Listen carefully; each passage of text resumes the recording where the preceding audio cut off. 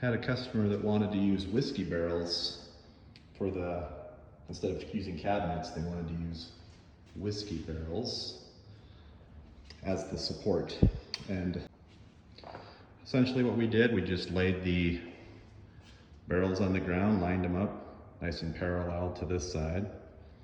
And you can see there's screws down at the bottom that go into the whiskey barrels. Now we also screwed it to the wall, of course, here and there.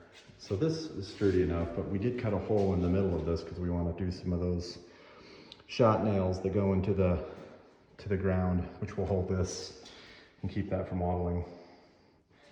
Over here, I just barely cut the skin, and I'm going to be skinning the back here, this side, and this side, so it's finished everywhere.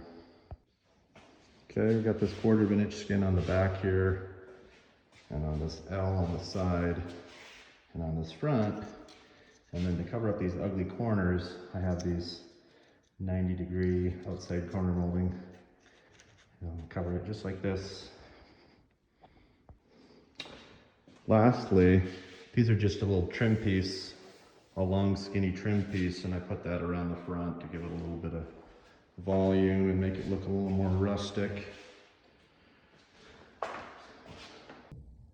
Okay, so here's the base. It's all ready for the countertops. I sealed up the barrel with some plastic because if the water evaporates through that hole, the barrel will shrink and there's going to be voids. So first we're going to put this base countertop on, and then this backsplash, and then the upper bar. Okay, we put the countertop on really easy. It just slides right into place. Really simple. Okay, just haven't attached that yet, but it's just a piece going on the back here. Okay, so the countertop is fastened to the base under here. This backsplash now is fastened to the wood. What I like to use, silicone. This is 100% silicone. Just put a few dabs of silicone here. And then some hot melt. Hot melt there, and there, just 3 globs. Okay, now I'm installing the upper bar substrate that goes underneath the actual bar. And I'm just making sure that it's level this way and level this way. Sometimes I like to install these just a little high because over the years they'll drop down a little bit. I got my pilot bit, piloting the holes first, and then I screw them down. Man, this is what it looks like underneath. This is 1 inch thick, which is the same. So this right here from here to here is 1 inch thick. This right here is 1 inch thick. It's just going to be flipped this way now. Okay, I'm just dry fitting it now. It looks like it fits really well. Leave a little bit of a gap underneath so the wood can expand and contract.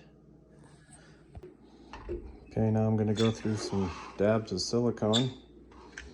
Keep most of them up here in the front. You don't need a ton. Okay, then you want to check your overhang. You want about between 1 1/4 inch, 1.5 inches here, front and back. And then usually these bar overhangs are about 10 inches to 12 inches. And I have 4 clamps holding it down, and maybe I'll let it sit there for about an hour before I take the clamps out. And here's the finished product. Although we do need to put the outlets in, but other than that, it's done. Nice level and flat.